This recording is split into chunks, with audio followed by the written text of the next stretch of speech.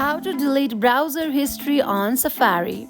Hey everyone, welcome back to Take It Simple channel. In this video, I'll show you step by step on how to delete browser history on Safari. So make sure to watch this video until the very end to understand the tutorial properly. To get started, open up the Setting app on your iPhone and scroll down. Once you find Safari, tap on it and scroll down.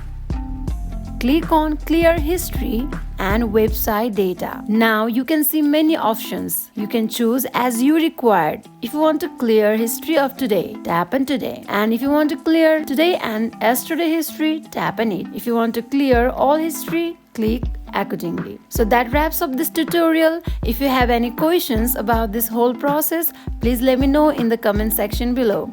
And if this video helped you out, please give it a thumbs up and subscribe to this channel for more tutorial videos.